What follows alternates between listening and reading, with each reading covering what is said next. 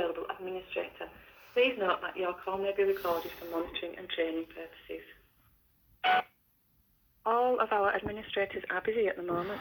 Please hold the line and we will answer your call as soon as possible.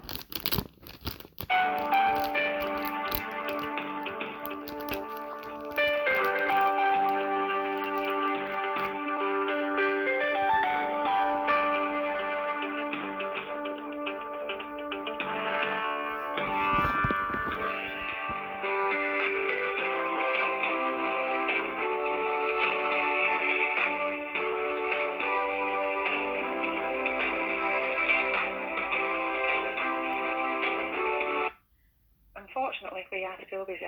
Please continue to hold.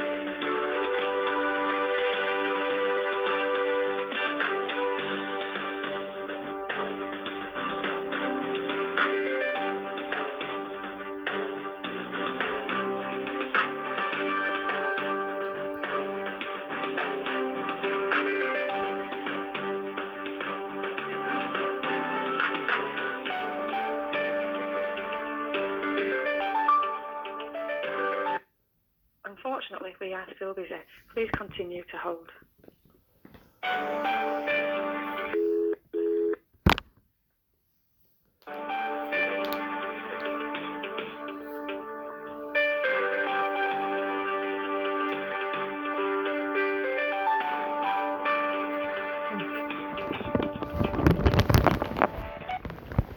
Thank you for calling the Bradford District Care NHS Foundation Trust First Response Service. Your call is important to us and will be answered by our next available handler. Calls may be recorded for training and monitoring purposes. If your call is an emergency, you need to call 999, or in the case of medical emergency, attend your local accident and emergency department. If your call is related to a physical health need, please call 111 or see your local GP. You can access other services for mental health support. Samaritans can be contacted 24 hours a day on 116 123. Guideline can be contacted between 12 noon and 12 midnight on 0800 884 884. If you are under the age of 25, between 8 p.m. and 8 a.m. you can contact Night Owls on 0300 200 390.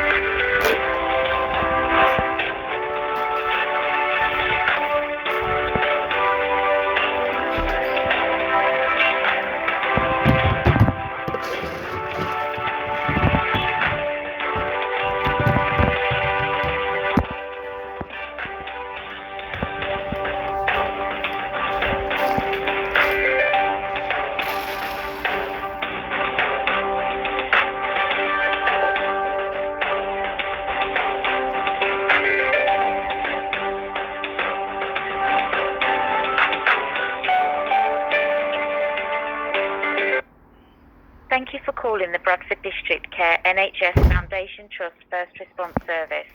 Your call is important to us and will be answered by our next available handler. Calls may be recorded for training and monitoring purposes.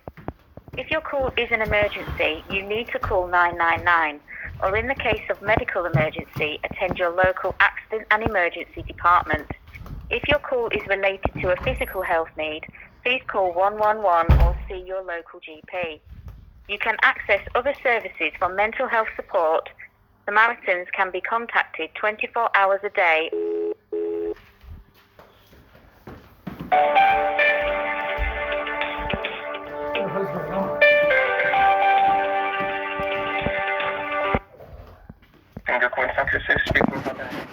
Yes, good afternoon. Can I ask who I'm speaking to? Safe. Hi. It's Mr. Hussain here regarding my brother, Mr. Talib Hussain, date of birth 15/9/1960, and I would like to be put through to Christopher Browell. Okay. Is it 15/9/60? Yes, 15/9/1960. Okay, 1 second. Just let me go through the records. The name is again? Mr. Talib Hussain. Yeah.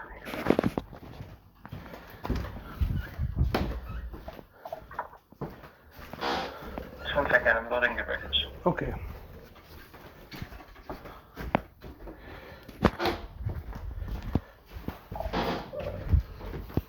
Okay, how can I help with this?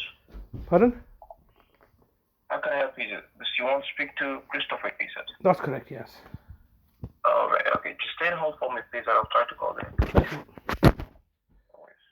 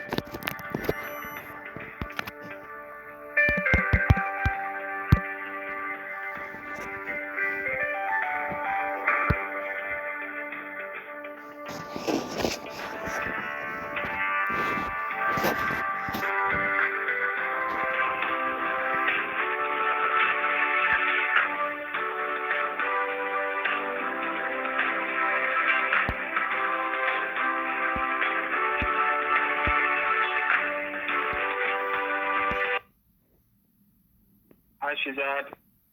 Yeah, hi, Chris. How are you? Yeah, I'm okay. How are you? Yeah, I'm okay, thanks. Yeah, not bad. Oh, are you at work? Yes, I am, yeah. Oh, okay, all right. I've been trying to contact you since last week. I think if you recall in our last conversation, you had to cut it short because you had another call on the line. Yes, that's true, yeah. So I'm basically obviously nothing's being resolved, you see, and I'm obviously looking to get some sort of resolution to the numerous outstanding issues, particularly with regards to my brother's GP practice. Obviously there's ongoing issues with his finances. There's a council tax liability that needs to be dealt with. His housing situation is effectively everything's still up in the air, and nothing's getting resolved. And I just wanted to speak to you regarding this because obviously it's getting very frustrating that every week that's going by is a week that's to our disadvantage effectively and to your advantage because you're saving all this money, you're accumulating all this money, and it seems that you're obviously trying to set us up effectively to fail. Okay. So there's nothing really changed from my side. I've tried to kind of escalate it as much as I can. I haven't heard anything back either. As I said, there hasn't been any more meetings, so it's not. You might think that you're not getting answers, but I haven't got the answers myself, and I'm not being given any answers either. So. Oh, Mr. Browell, I don't blame you or I hold you accountable, or I understand fully the situation. I'm not saying that you're doing something malevolent, or and that's never been my position, has it? But I do understand that your role in this situation can be construed as being highly malevolent, in the sense that you're meant to be the care coordinator, you're meant to be the one that's obviously instigating things with the local authority. For example, under normal circumstances, if you had an opportunity to see my brother, you would then look to escalate those things, but none of that's happening. Because of the position and role that you've been put into, and particularly these circumstances, because the reality is that my brother's made it quite clear on numerous occasions and been very vocal with the fact that he does not want to have any engagement with the service, mainly the local authority, and the reason for that is, as is understandable, it's not something that's highly bizarre or it's something that's unusual. I mean, he was effectively abducted from this home, that his home, on the 3rd of August 2018, through your senior managers, Vicina Brown, Nadia Khan came down with the police, and a doctor, I believe Dr. I can't remember, I think it was Dr. Sami and another Dr. Nasser, yes. So everybody came down and obviously sectioned him, and obviously being locked up is something very traumatic to him, and traumatizing, and he doesn't want to experience that again. And so he knows the fact that he said it in as much words as he can, that look, I don't want to deal with these people, they don't speak my language, I don't trust them. And particularly now that obviously his understanding is just like my understanding, that a mother's been murdered deliberately by the local authority. So he doesn't want to speak to yourself, and then obviously I'm advocating on his behalf, and I think I'm doing an excellent job of trying to advocate on his behalf and liaise with yourself. Now, one of the problems I'm having is that just like, for example, if we're not getting any answers to the questions that are outstanding, what is the net negative effect is the fact that we're not actually getting access to any money. All right, and that is obviously quite bad as well. But the same situation is with the GP. Now that's really concerning to me, is because my brother obviously is a vulnerable adult. He has mental health issues. He's doubly incontinent. He's an elderly gentleman, and he does need access to services. And that is a priority that's not being resolved. And basically, you, the local authority, have sabotaged his efforts to get NHS support. And we can't leave this like this, because this is... I mean, I think we've been over this before. I mean, I think with regards to the GP in Oldham, my advice would be to sign telebook with a GP in Bradford, so he can get access to a GP. His medical records, that's out of my hands. That would be the GP themselves that would only be able to provide access to his medical records, and I'm not involved with that. So, on a practical level, he would be able to register with the GP and get access to health care if needed. Okay, so what's stopping him presently getting access to health care from the present GP? Well, he lives in Bradford now, so I would have thought that it would make sense for him to have a Bradford GP. But his accommodation's not been finalised, has it? Mm-hmm. So number one is so go on. Yeah. Have you asked the GP if he can get an appointment, if he needs an appointment? But what is the problem? What is the problem is not the fact that he's not getting access to a GP because he can't get an appointment. What is the underlying problem with the services that I'm explaining to you? Why am I saying that he does not have access to any healthcare services? Why am I saying that? Because nobody's got LPA for health and well-being. No, that's one of 2 points. First of all, the LPA is obviously so nobody can act on his behalf. Because obviously, as you can appreciate, somebody needs to take on that responsibility. Because obviously, you, the local authority, are saying we're going to take care of his finances. All right, and that's why you've got like an LPA or a deputyship or a court order or whatever. But presently, there's nobody taking legal responsibility for this vulnerable person's health and well-being, is there? Okay, all right. Yeah. So that issue needs to be resolved with.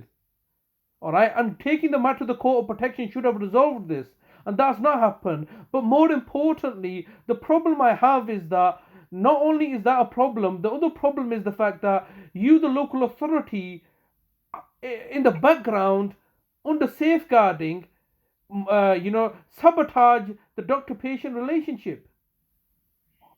That's the problem. So unless you, because first of all, you're not even going to admit to that. You need to accept that you've been doing this, you, not you personally, but the collective, you, the local authority have. So let me just explain to you that, and I think I explained this last time to you. My mother's doctor in Bradford at Barkrent Health Centre, Dr. Kara, all right, the social workers interfered with that, relationship.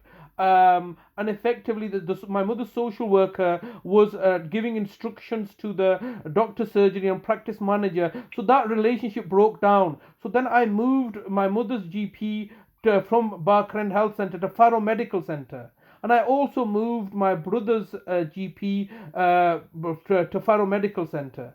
All right. So that's because of yourselves, the local authorities' interference with the GP practices. All right. At the time, both the GP practices were interfered in my mother and my brother's case, GPs, and this was in 2014. Okay. So then I moved in October, November time. I moved my mother and my brother to Faro Medical Centre. You, the local authority, once again interfered in that relationship. So therefore, I moved my mother to Peel Park Surgery. I moved myself to Peel Park Surgery. You, the local authority, in 2019. In 2020, then started to interfere with my mother's GP practice and Peel Park Surgery. So therefore, my mother was banned, or something nefarious happened, resulting in her moving to Greenbank in Oldham. Then you, the local authority, interfered in that relationship, and so therefore, that relationship broke down. Eventually, you effectively moved my mother GP back to Bradford, where you were in charge. So you've interfered in those, on how many? 1, 2, 3, 4 different GP practices in my mother's case alone. You interfered in that relationship, restricting my ability to provide, act on my mother's behalf under those circumstances. In relation to my brother, the same thing happened. You've now interfered 4 times. Once from the old GP practice whose name escapes me right now. I think it's Undercliff Surgery. So you interfered in that relationship in February 2014, and then I moved my brother to Faro Medical Centre. Then obviously, as you know, we've moved to Sun Valley, and then now to Greenbank. So that's another 4 GP practices that you've interfered with. My own GP practice has been interfered with by the Peel Park Surgery, and they've told me this as well. My GP's been very candid with me. Look, we're taking instructions from Bradford Council, all right, under safeguarding. So when you say to me, with all due respect, when you say to me that, you can always get your brother registered with another GP practice in Bradford, first of all, as you can appreciate, there is an administrative overhead with that. I have to obviously make the effort to go down and start a new relationship. But the problem is still the same. There's nothing stopping you from interfering with that relationship, ringing up the practice manager, explaining to him that we have safeguarding concerns regarding Shazad. We've previously convicted him of fraud against his brother, and therefore can you restrict his contact and communication? That is the problem. So there's twofold problem there. First of all, you, the local authority, have sought fit to remove his lasting power of attorney for health and welfare, and his property and finances, made yourself in charge of his finances, but left the vacuum of the lasting power of attorney replacement for his health and welfare. So presently, he's got nobody acting on his behalf. And secondly, you're effectively engaging with the GP practices behind my back and to me and my brother's detriment. So can you help me understand how does registering with the GP practice in Bradford resolve any of these issues?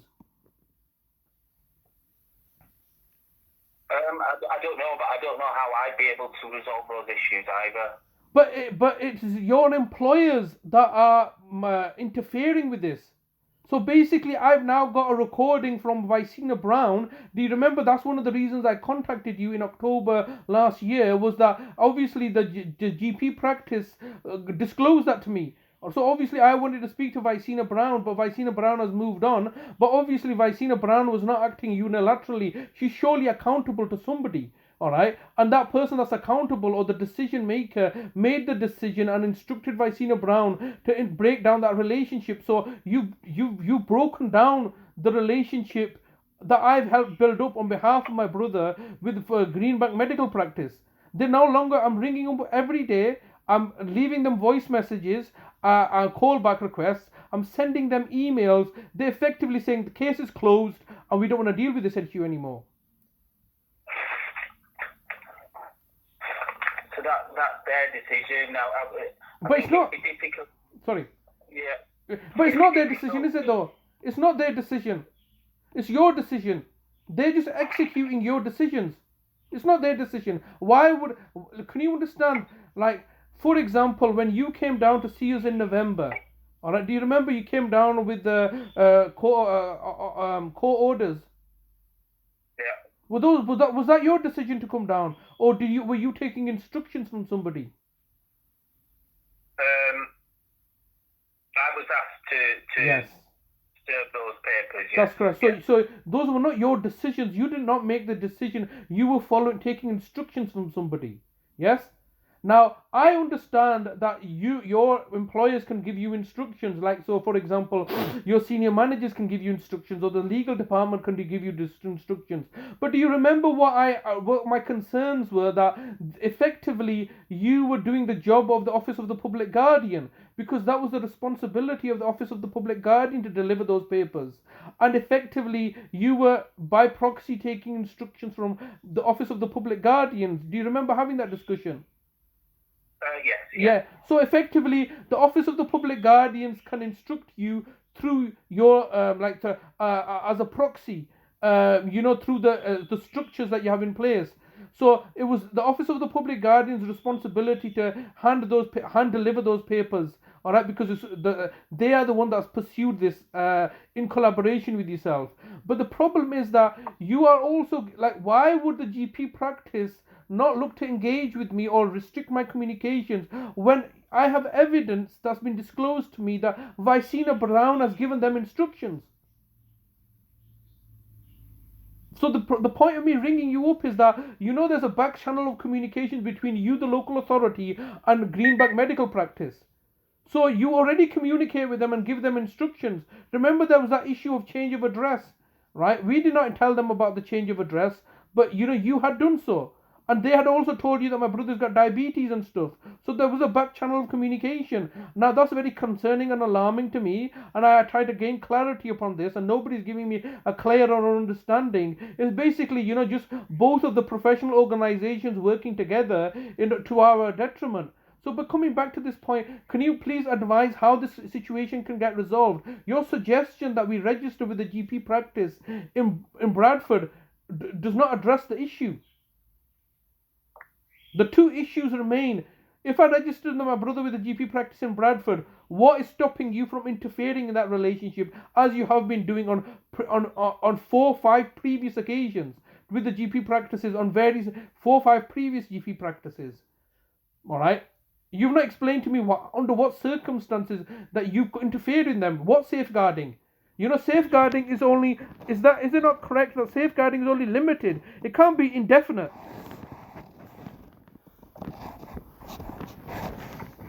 I don't know how to answer that question. I'm afraid. I see no reason if Talib did sign up with a GP, why I would need to contact them, really. But why have you contacted them in the past? All I can say is I'm not sure whether Oldham have contacted Bradford Council or what. Maybe with it being out of area, there might have been some need for a decision regarding safeguarding and whose responsibility that would be, I think. Yes, but is this aspect of safeguarding, can you understand that this is an easy aspect of abuse of power, isn't it? Safeguarding. Now, do you understand that when you're in your own home, you have a privacy, yes? And for example, if I break in the door and say under safeguarding, we need to come in and search the house, would that not be an abuse of power? What safeguarding? So can I ask, is there presently something called something? Are we under presently in my brother Talib's case? Is there safeguarding concerns? No. All right.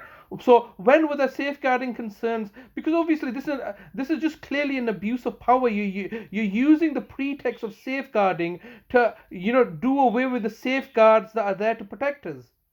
So you say, oh, safeguarding, we want to get into his medical records. Or under safeguarding, we want to do this. Or under safeguarding, we want to do that. But the problem is that I don't think it was about getting into medical records. I think it was liaising with other agencies as such. That was more the case, just to make sure that Talib's best interests and he was being safeguarded. I can understand your opinion that might be overbearing, but there would have been kind of reasonable concerns, which was the reason why there was communication that took place. Well, the thing is, this is just a facade, isn't it? So you say we have concerns, which then allows you to say that we can then instigate safeguarding, which gives complete power in your hands, doesn't it? What concerns were there, and how was those concerns addressed? I would have thought it was because the Talib hasn't been seen, and he was living outside of area, living in another area, and if it's been brought to the attention whether Oldham have contacted Bradford or vice versa, the concerns were there that the Talib had not been seen. And that was the purpose of the safeguarding, to just monitor his well-being. Now, I might be speaking out of turn there, okay. but that was what I think would be the general. Yeah, okay, well, that's fair enough. But what do you mean you've not been seen? Has he been seen now? No, he hasn't. No. Yeah. So how those safeguarding? You can't just say we haven't seen somebody, so it's a safeguarding. So that's why I'm saying maybe it was particularly because he was out of area. And because Oldham may have raised concerns, or might have been Bradford, that was why that communication took place. So because maybe the two authorities or the NHS trust had to work out whose responsibility it was to safeguarding his welfare. But when he says safeguarding his welfare, he's well and truly messed up right now, isn't he? All right. So what are you doing? I mean, I'm the member of the public. I'm the carer. I've raised safeguarding. I've said, look, he's been financially abused by Adalat. I'm the one that originally raised safeguarding concerns. All right. But this aspect of safeguarding and concerns and best interest and welfare checks and all this stuff is just words, isn't it? It's just basically a mechanism to allow you to do as you please, because ultimately what was underway at the time when if I can recall, was that you had court proceedings underway. All right, so you were looking to abduct my brother as you had done previously. So ultimately it's just basically a fraud, isn't it? This aspect of safeguarding concerns, when I'm looking after him, all right, and I'm looking after him and I'm charging him £1 million to you, is that a safeguarding concern? I don't know. It could be if he hasn't been seen by anyone. I mean, to be honest, Shazad, I've asked what my role is, and you've said yourself and Talib have said that that he doesn't need support from the CMHT. Yes. I'm kind of a bit at a loss at what my role is, to be honest. So I've tried to kind of ask questions about what is my actual role and is it necessary. I haven't had a reply to that as yet, but obviously from my position, I'm kind of like, well, what is my role here? I'm not seeing Talib. I've only seen him once in 2 years. Yes. Talib doesn't want to see me, although that's mainly relayed by you and you, and that you're of that opinion as well. So I am, I don't know what my role is, and if something were to happen to Talib, then questions would be asked of why I haven't seen him. So if it's not possible, if he doesn't want that support and I'm not able to see him, what am I here for? Because I'm basically my role would be questioned if something was to happen to Talib. So, you know, I'm at a kind of a standstill as well of what I can do. So I know you're asking lots of questions, but I'm kind of, you know, I'm in a similar predicament. I'm not getting answers either. So, you know, I can't provide answers to your questions, and I'm not getting many answers to my own, really. Well, Mr. Browell, I appreciate your forthrightness on this matter. I mean, obviously, it is. I appreciate you, explaining that to me, because evidently, I've asked that question as well. What role do you have when he's been discharged from the city mental health team? All right, from his psychiatrist or Dr. Rashmi Dixon in August 2021, and I have made it quite clear since his discharge into my care in January or December 2018 or January 2019 that the role that should be outstanding now is one of social work, not one of city mental health team care coordinator. All right, and it is the aspect of what role are you playing, because obviously, you need to know what your role is. Evidently, this is not something that is appropriate for my brother to see you, or for you to see my brother, because it adds no material benefit. All right, because my brother doesn't speak English. He wants somebody to advocate on his behalf, and you understand, legally speaking, he has a right to an advocate. Yeah, and obviously that's the role I fulfill as his advocate. Now, what role exactly do you fill? Effectively, seems to be like a mouthpiece for the local authorities' decisions, so you can tell me exactly what they've decided in the background. So basically, your role seems to be like Noel Edmonds on Deal or No Deal, where you're liaising with the banker on my behalf or something. But this is not a role, is it? It's not quite clearly to Talib's best interest or my best interest, having to speak to somebody who's not the decision maker. I don't need to go through Noel Edmonds to speak to the banker. I would like to speak to the banker directly to make a deal or no deal. But there's an aspect, obviously, I empathize with you that your role is not clearly defined, and tomorrow when something does happen, because understand this, that my brother's now in a very precarious situation, hence why I'm ringing yourselves up. Both me and my brother are in a very precarious situation. We've got no access to finances, we've got no access to healthcare, and we've got no security of accommodation. All right, so this is you're basically effectively watching for something disastrous to happen, and then questions will be asked that what role did you play in this? And what are you going to say? That, oh well, I took calls every 2 weeks because I'm ringing you up. Obviously, I'm obviously held accountable as well. If something terrible happens to Talib, all right, then it's a concern to me as well, that what role have I played in this? Because everybody's going to then point the finger at me, as they have done so in the past. You're doing this, you're doing that, you prevented this, you prevented that. What did I prevent? I'm ringing yourselves up saying, look, I'm trying to resolve the situation. My brother was discharged into my care in 14th of December 2018 because the local authority tried to kidnap him and got him to sign some documents in my absence, and were trying to force him into a care home. All right? And so that all failed. He's been discharged into my care from the trust, all right, from Rashmi Dixon. And subsequently, the local authority are in this situation where they don't want me to care for my brother, because ultimately you have accepted my costs of £1 million a week. All you're trying to do now is trying to worm your way out of that and trying to exploit my labor. But you're right, I think this is a very valid question. Why is your role clearly not defined to you? What exactly are you doing in this position? Because I'm ringing yourselves up. Can you understand? My role is quite clear.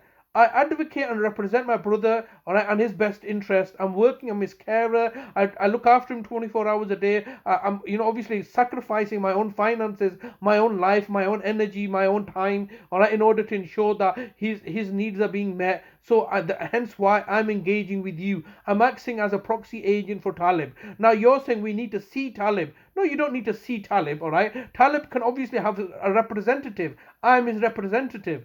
But you, the local authority, then can't have me as being his representative, because I've always been his representative. And in the past, you've convicted me of defrauding him his finances. So it's something that you don't want. So, we're in this situation because you're not looking to resolve the situation. Because at presently, you're saving money, which was originally back in 2012, you were paying about £410 and 17 is social care. So you're saving on that money. You're also accumulating all his benefit money, not giving him any unfettered access to his benefit money. All right. So, and then also you're in the background sabotaging and creating an environment that's hostile to a vulnerable person who can die. Do you think, Mr. Browell, that I don't think about this every single day? That look, my brother is in a situation where he's exposed to risk, he can die, and I'm going to be blamed for this. All right, because the local authority are just simply going to say it's nothing to do with us. It's your fault. You did not get him registered with the GP. You didn't do this. You didn't do that. But you're not even giving me my legal rights, making my role quite clear as well. Because my role effectively should be I'm his lasting power of attorney holder. I'm his deputy. I act on his behalf. I'm his representative. You don't want me to have that role. So therefore, the local authority have affronted you so I can bash and say things to you. So, like that can be used as evidence that I was being abusive or aggressive or X, Y, and Z. And I've told you, I'm not going to be doing that. I'm not going to be abusive and aggressive towards you because obviously I understand that you're being fronted like this. But the situation is clear. I'm not clear where I stand on what my legal rights are or what legal role I have. Talib's unclear about his rights, and you're unclear about your role. So how do we move forward from this?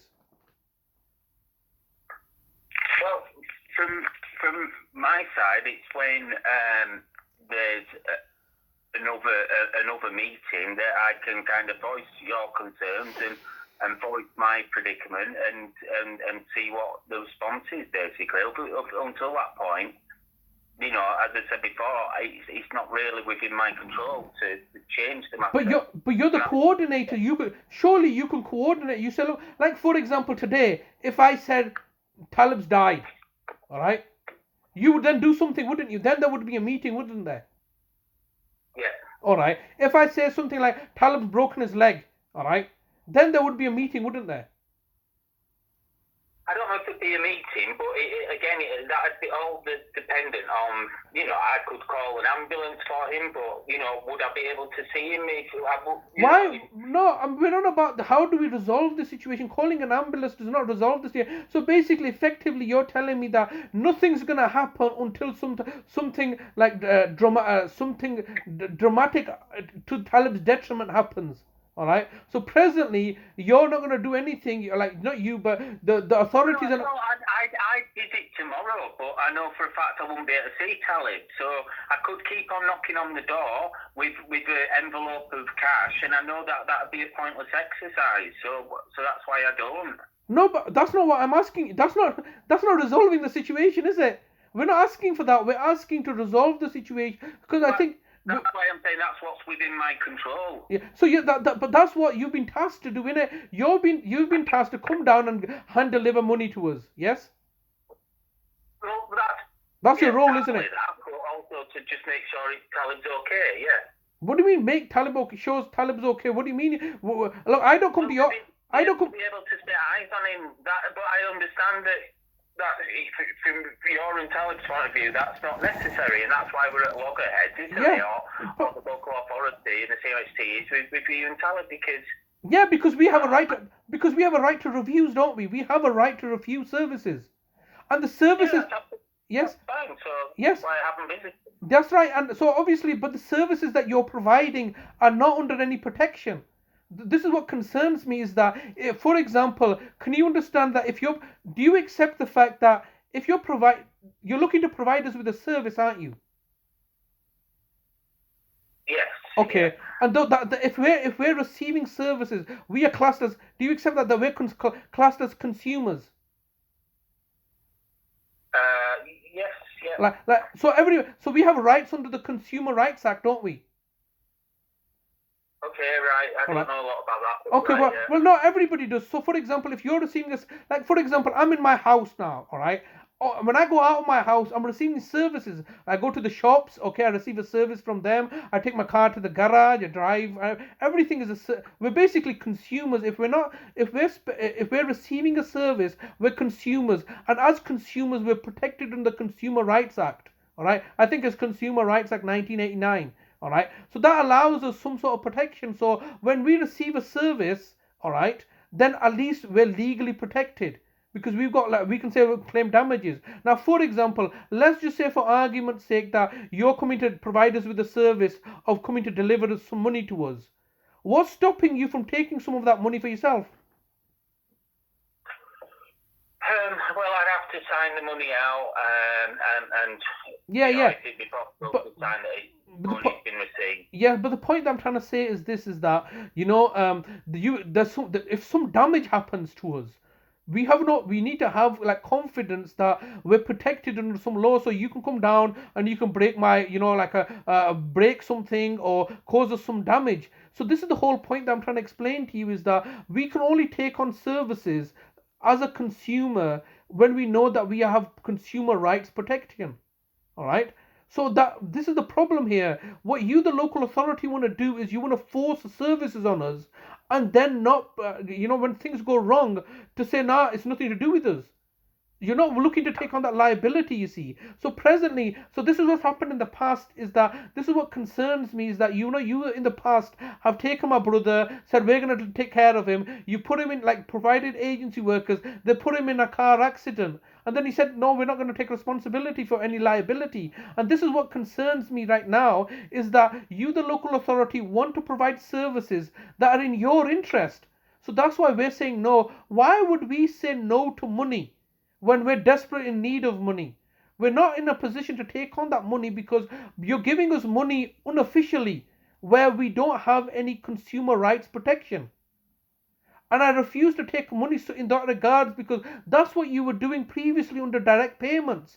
You were formally making it look like my brother Talib was an employer, and you were paying me money under the table, and then you had an obligation to order that money. You did not order it for 5 years, and then you turned around and blamed me for it and said I was doing something wrong. All right, so this exposes me to great risk, and this is the same argument that I've been having with you, the local authority, from day one. My brother was discharged initially into my care in 2005, and I went through a multidisciplinary meeting on Duckworth Lane at Daisy Bank House, and I said to him, I don't want to take on my brother's responsibility unless you give me an employment contract or a work contract. Because at the time, I think it was Alison Guy, a senior manager at social services, said, no, we're going to discharge him because it's costing us too much to keep him here, and you do whatever you like, you'll be making your brother homeless. So you forced me to take on the role of a carer, and then ultimately you were not paying him any money in direct payments. I had to put that in place. I worked with you. You were then required to order the request. Basically, can you understand that it's very, very important to know what your role is? Because like right now, you're saying to me, I don't know what my role is. Because tomorrow there can be legal consequences to you. Yes? And similarly, there can be legal consequences to me. I need to know what my legal role is. All right? And what legal rights I have. Because somebody can then just string you up. And that's exactly what's happened to me. So you are within your rights there. What exactly is my role here? Or how am I exactly benefiting? Because Mr. Hussain, Talib's brother, keeps on ringing me up and asking me to do things, and I don't know what I'm allowed to do or what benefit I'm providing with. Ultimately, Mr. Browell, I've explained to you that your role ended when my brother was discharged from Dr. Rasmi Dixon as the care coordinator of the city mental health team. Ideally, what should have happened, and this is how, as you know, things happen, is that the referral should have gone back to the GP, and the GP then would have made a referral to social services, and social services would have an allocated social worker. And an allocated social worker is something that I was obviously, now you're substituted as his allocated social worker. So, can you answer me this question? Are you his allocated social worker or are you his allocated care coordinator? Those two being two different roles. I am a care coordinator who is a social worker. Yes, I understand. You are a social worker, but in regards to my brother Talib, you're not his allocated social worker, just as my mum had an allocated social worker. That's correct, yes? Yeah, because I think, yeah, that's correct. So yeah. you're not right now when I'm speaking to you, I'm not speaking to you in your capacity or role as an allocated social worker. I'm speaking to you in your capacity as an allocated care coordinator under the city mental health team, yes? I suppose so, yeah. Yes, so that's a different role. That role expired. I'm trying to explain to you that role expired when he was discharged from Dr. Rashmi Dixon. So let me ask you this question. Can I, just generally speaking, how many other clients do you have? About 22, 23. Okay, in all those 22 clients that you have, excluding my brother, are they presently under the care of a psychiatrist? Some are and some aren't. About a year or so ago, the way the psychiatrists often don't carry a caseload as such. So people are allocated a care coordinator, and then if they require an appointment with a psychiatrist, that one is requested, but that psychiatrist is often not an allocated psychiatrist. Well, but they are still under the care of the trust, aren't they? Basically, they're still under the care of the trust. I mean, Talib previously, since his discharge from the trust after he was sectioned under Section 3 of the Mental Health Act in 2005, has out appointments or like basically from 2005 until August 2021, he's always been under the supervision of the trust, hasn't he? Yeah. So similarly, that's not being discharged. He's now discharged. He's no longer under the care of the trust because he's not receiving regular outpatient appointments, is he? No, but it's still there's still an open allocation to CMHT. No, but I'm just asking about your other clients. They have regular outpatient appointments, don't they? Some often they do, but sometimes they don't as well. Oh, okay, all right. Because I think the point that I'm trying to say is that I'm unclear about what role you play as a care coordinator, because you're not coordinating any care, are you? No. Okay, but as a social worker, do you understand your role and remit is very different? I would like to think that my social work values and things like that is part of my job as a care coordinator.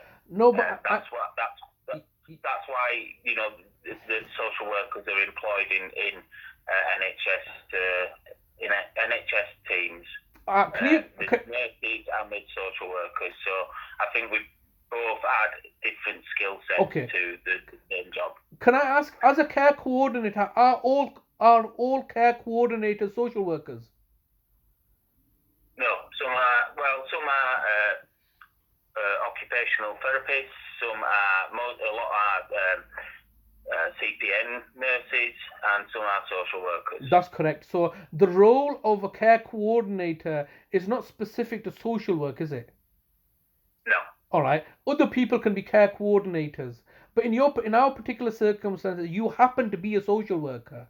You would equally be a care coordinator if you were a CPN nurse or if you were an occupational therapist. You could also be a care. So the role of the care coordinator is very broad, and different people with different disciplines can be a care coordinator. Yeah. Okay, but can you understand how, under these circumstances, my brother is being discharged from the city, like from the psychiatrist. He's not receiving any care or support from yourself. Why has he not been allocated a social worker?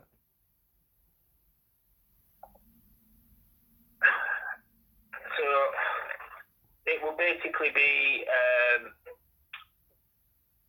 in my experience, people who have an open allocation to CMHT, which I know you may contest that, but which there is an open allocation, it would be very unusual that someone would be allocated a care coordinator and a separate social worker.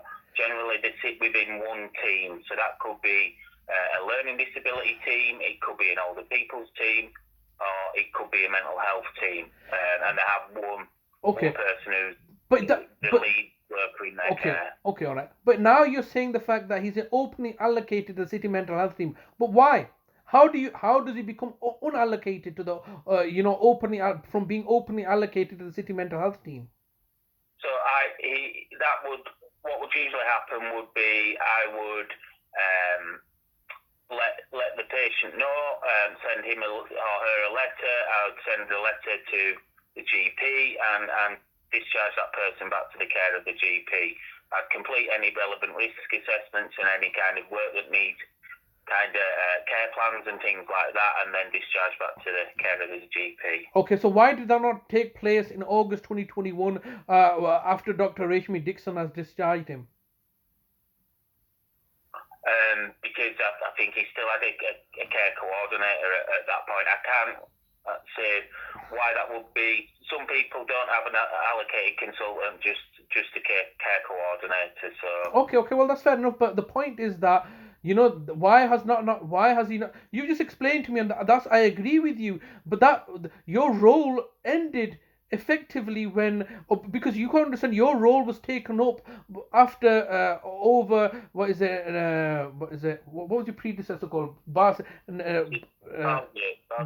Baljit Nota, yes. So Baljit Nota was the care coordinator whose role you overtook, I believe, in October or November 2021 after he had been discharged. But can you understand why I have concerns? Is that you're taking over a position or a role which should not have existed.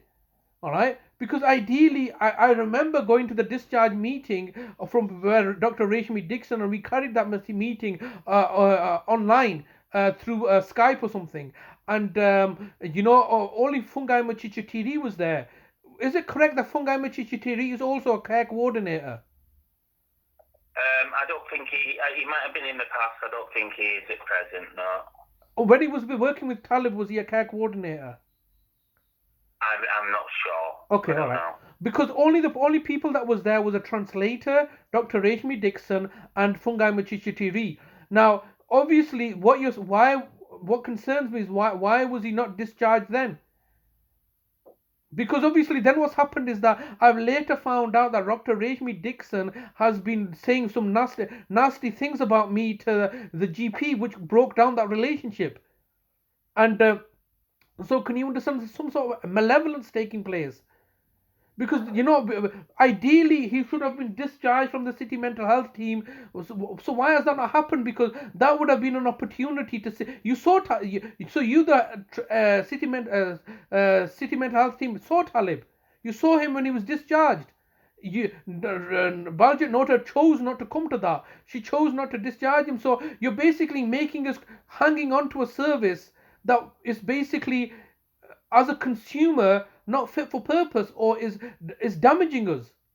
Now this raises some very highly concerns, because that's exactly the arguments that I was making in my mother's case. Because when my mother was had been discharged from hospital, she came under the best, which is at most up to 5 to 6 weeks that they provide best services before the care plan is allocated to an outside agency or the issue is resolved with. Now in my mother's case, I was explaining that this is not you've made a product which is called BEST, which is Best Enablement Services, which comes into effect when somebody's discharged from hospital. All right, and that's only up to 4 to 6 weeks. That's what it's designed for, and we're a year later and you were not moving on. So that's what the concerns I had with previously. Now the same issue is here. You're asking us to take on a service, or I'm engaging with you with a service it's not designed for this. So when you're saying to me, yeah, it's no comment, Shazad. The thing is I've got to arrange for someone who needs to go into hospital, and it's quite urgent. So I don't know what more we can say on the subject, so I'm going to have to end the Okay, Mr. Browell, I don't need to take. I'm grateful for your time, but we can speak another time. But the bottom line is, look, we're suffering. we have no clarity of understanding. I don't know what my role is. You do not know what your role is. That I do not know what our legal rights are. Obviously, we're not got access to any healthcare. We've got no access. So I mean, with respect, I don't want to have a diatribe of conversation with you, like me telling you things and or for you to say, okay, I understand, and then just move on. Please, can you tell me how we can resolve the situation? As I've said, when there is another professionals meeting, I can talk about your requests and your concerns. But why? Sorry, why are you not coordinating a professionals meeting yourself, considering the concerns I'm raising? Why are you as a care coordinator not coordinating a professional meeting to discuss these concerns that I'm raising to resolve those things? So as I've said, I have asked whether a professionals meeting should be arranged, and I haven't been given a response or a reply. So, but can you understand? Do you accept the fact that in order to resolve these issues, a professionals meeting has to take place? Otherwise, there's no other. You can't resolve these issues, can you?